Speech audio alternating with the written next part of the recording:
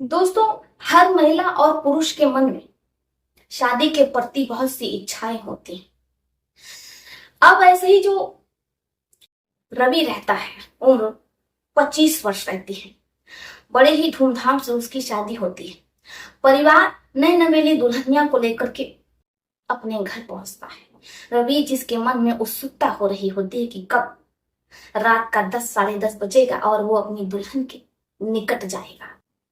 जैसे ही रात का 10 बजता है तो रवि अपनी नई नवेली दुल्हन के पास पहुंचता है।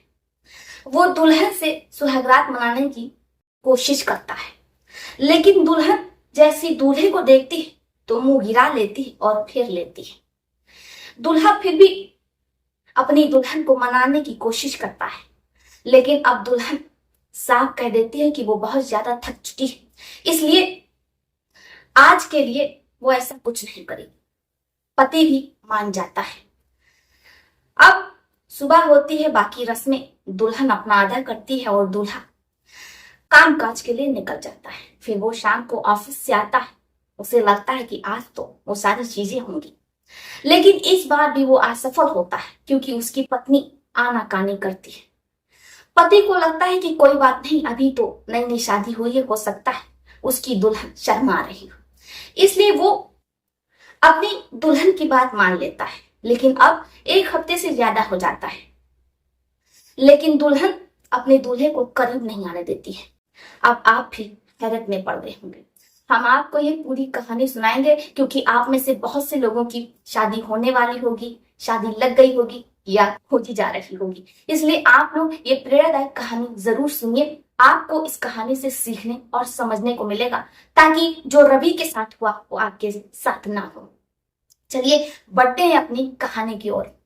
रवि जिसकी उम्र 25 वर्ष रहती है, आज वो बारात लेकर के अपनी दुल्हन के घर पहुंचता है। बड़े ही धूमधाम से धूमधड़ाके से रवि की शादी होती है। रवि दुल्हन लेकर के हंसी खुशी अपने घर पहुंचता है। दुल्हन को रवि के कमरे में बैठाया जाता है।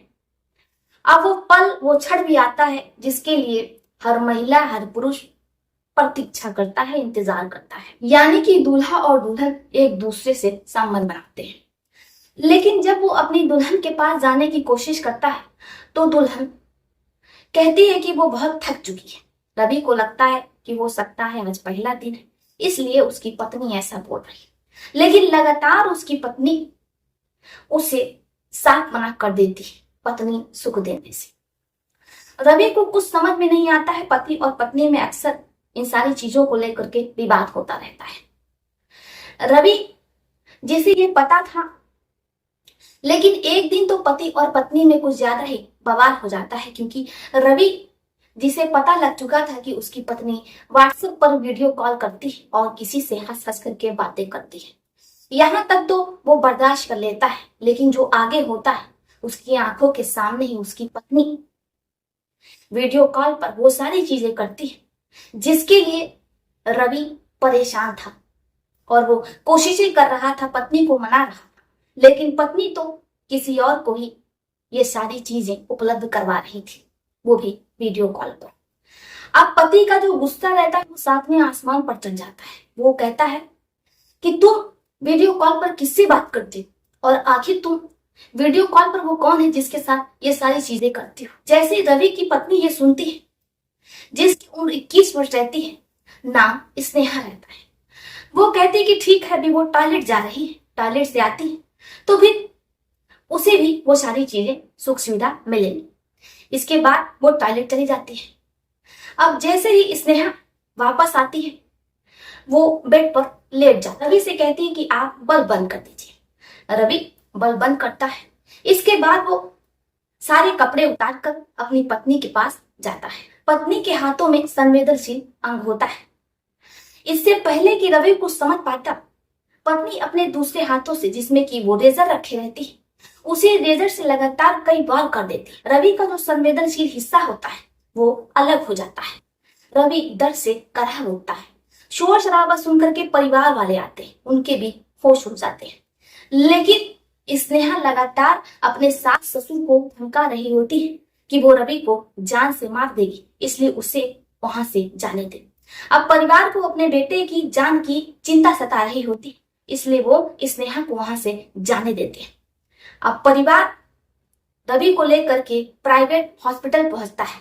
उस हॉस्पिटल का नाम एकरा हॉस्पिटल रहता है, जो कि प्राइवेट रहता है।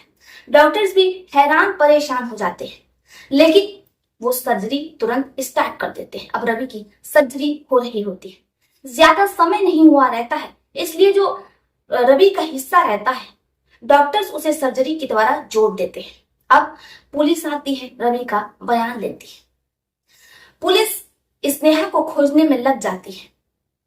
जैसे ही पुलिस के हाथों स्नेहा लगती है, पुलिस वाले उससे पूछताछ करते हैं, तो जो वो बताना शुरू करती है पुलिस भी बहुत चक्का रह जाती है। स्नेहा कहती है कि वो रवि से शादी नहीं करना चाहती थी। उसके माता पिता ने जबरदस्ती उसकी अरेंज मैरिज करवा दी रवि से।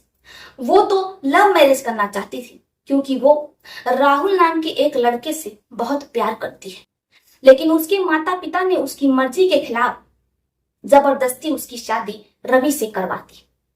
वो अपने प्रेमी राहुल को ये वादा देकर के आई थी, ये वचन लेकर के आई थी, उसके सर की कसम खाई थी कि भले ही उसकी रूह और जिस्म और शादी रवि से हो रही, लेकिन वो हमेशा उसकी ही रहेगी और कभी भी रवि को हाथ नहीं लगाने देगी। मैं इसी वचन का पालन कर रही थी जो मैंने अपने प्रेमी को दिया था, प्रेमी से किया था। लेकिन रवि मेरे समझाने के बावजूद भी नहीं मान रहा था, इसलिए मुझे बहुत गुस्सा आया और मैंने रवि के साथ ऐसा किया। जब पुलिस वाले ये सुनते हैं तो स्नेहा पर FIR दर्ज होती है और स्नेहा जेल पहुंच जाती है। आखिर यहाँ पर किसकी गलती रहती है? स्नेहा के माता पिता की।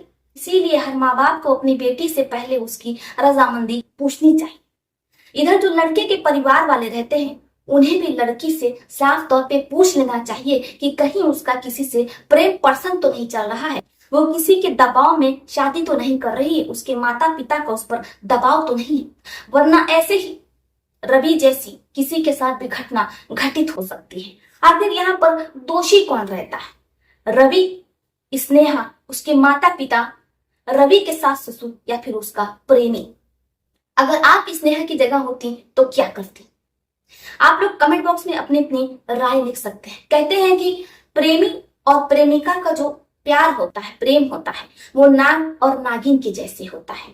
प्रेमिका की आंखों में, प्रेमी की निगाहों में एक दूसरे की तस्वीर होती है, तो भला ऐसे में कोई प्रेमिका किसी दूसरे को कैसे देख सकती है, जबकि उसकी आंखों में तस्वीर उसके प्रेमी की है।